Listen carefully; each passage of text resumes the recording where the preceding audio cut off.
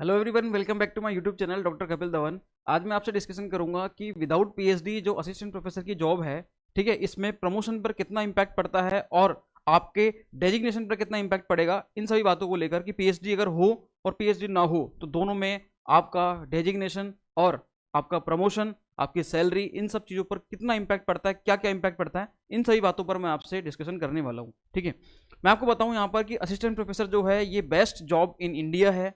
क्यों? क्योंकि education department की सबसे बड़ी जॉब है और हाईएस्ट ग्रेड पे की जॉब है ओवरऑल इंडिया में भी।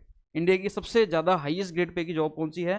असिस्टेंट प्रोफेसर है, जिसकी ग्रेड पे होती है 6000। स्टार्टिंग है, ये तो स्टार्टिंग जो ग्रेड पे है वो 6000 है। ठीक है, अब बात करता हूँ कि इसमें पीएचडी का कितना इंपैक्ट है और मतलब पीएचडी होने और ना होने से इसमें कितना फर्क पड़ सकता है। तो पहले तो मैं आपको बता दूं यहाँ पर ये बात कि पीएचडी यहाँ पर अगर है तो आप सही रहोगे, आगे की चीज़ें सब कुछ सही रहेंगे, सारे प्रमोशन लगेंगे। लेकिन पीएचडी नहीं है तो बहुत सारी समस्याओं का सामना करना पड़ेगा।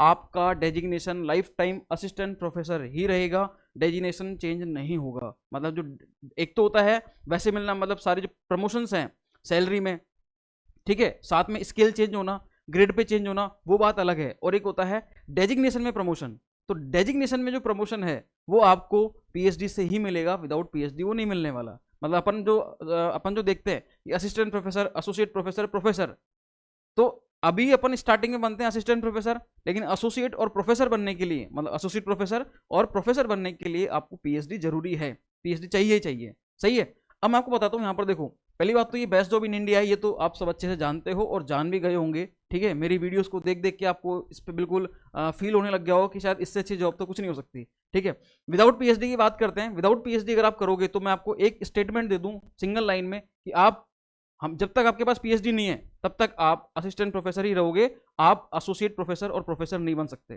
क्लियर है? एक तो ये बात खत्म हो गई कि आपको डेजिग्नेशन जो है, क्या बोला मैंने? डेजिग्नेशन, डेजिग्नेशन में कोई फायदा नहीं मिलेगा, कोई फायदा नहीं भैया, कोई फायदा नहीं है, नो बेनिफिट्स। डेजिग्नेशन में सब खत्म, केवल असिस्टेंट प्रोफेसर रहोगे, तो ये बात तो अच्छी नहीं है। तो पीएचडी जो है, पीएचडी के बेसिस पर ही आपको आगे का डेजिग्नेशन मिलेगा। तो ये बात तो मैंने आपको बता दी। अब बात करें अपन प्रमोशंस की, जो अपन बोलते हैं कि ग्रेड पे 6000, 7000, 8000, 9000, 10000, उसके बाद एचएजी स्केल। तो इस तरीके से ये चीज़ें कब आपको मिलेंगी या नहीं मिलेंगी, और अगर मिलेंगी तो कौन सी मिलेंगी और कौन सी नहीं मिलेंगी, तो इस पर मैं आपको बात करता हूँ। तो देखो, असिस्टेंट प्रोफेसर जो होता है वो स्टार्टिंग में लगते हैं 6000 ग्रेड पेपर, उसके बाद 7000 ग्रेड पे सीनियर स्केल की होती है, 8000 ग्रेड पे सिलेक्शन स्केल की होती है। यहाँ तक तो आप लग जाते हो, यहाँ तक तो आप अगर पीएचडी नहीं है तो भी आपका काम चल जाएगा, बस थोड़ा सा डिले होगा। कैसे होगा डिले? जो आपका सीनियर स्केल आफ्टर 4 ईयर लगता है वो आपका आफ्टर 6 ईयर लगेगा। 2 साल का गैप तो आपके सीधा आ गया यहाँ पर। ठीक है, विदाउट पीएचडी है तो आफ्टर 6 ईयर, पीएचडी है तो आफ्टर 4 ईयर लग जाता है वो। सिलेक्शन स्केल की बात करें तो वो सीनियर स्केल के 5 साल बाद लगता है, वो दोनों में सेम लगता है, पीएचडी और नॉन पीएचडी। उसके आगे के फिर प्रमोशन जो हैं वो नहीं मिलते, आपको पेबेंट 4 नहीं मिलेगा, आप प्रोफेसर नहीं बनोगे, ना ही आपके एचएजी स्केल लगेगा। अगर मैं इसकी यहाँ पर ही बात करता हूँ इधर की तरफ, तो देखना असिस्टेंट प्रोफेसर जो है आपके 6000 जो ये लगता है, 6000 ग्रेड पे आप स्टार्टिंग में लगते हो। उसके बाद सीनियर स्केल जो लगता है ये वैसे तो लगता है 4 year, after 4 year, after 4 year. लेकिन अगर आपके पास पीएचडी नहीं है तो भैया ये 4 नहीं, अब ये 6 ईयर बाद लगेगा, आफ्टर 6 ईयर। ठीक है, ये क्या लगेगा? After 6 year. ये वाला जो प्रमोशन है ये सीनियर स्केल, ये क्या लगने वाला है भैया? After 6 year. इसमें कोई दिक्कत नहीं है कि 6000 से 7000 पर जब आप आओगे तो ये तो 5 साल बाद ही लगता है, चाहे पीएचडी हो चाहे पीएचडी ना हो, दोनों में सेम है। क्लियर? लेकिन ये जो तीनों प्रमोशंस हैं ये रुक जाएंगे, ये खत्म मामला। मतलब एसोसिएट प्रोफेसर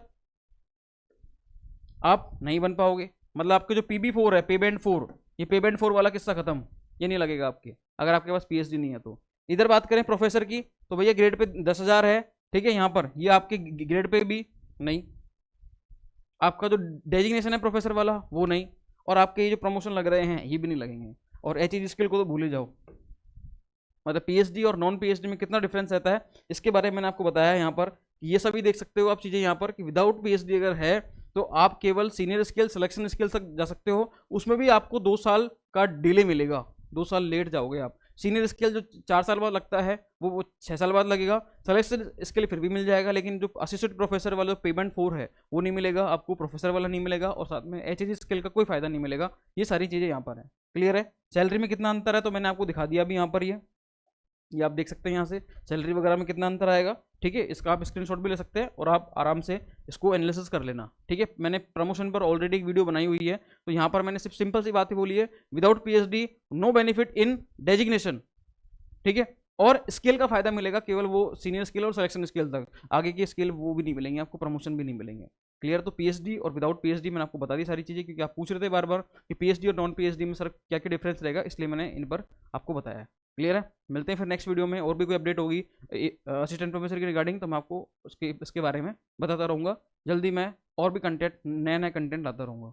क्लियर है? अगर कोई डाउट हो तो आप कमेंट कर देना, उस पर अभी हम नई वीडियो बना देंगे। मिलते हैं फिर नेक्स्ट वीडियो में, तब तक के लिए थैंक यू सो मच।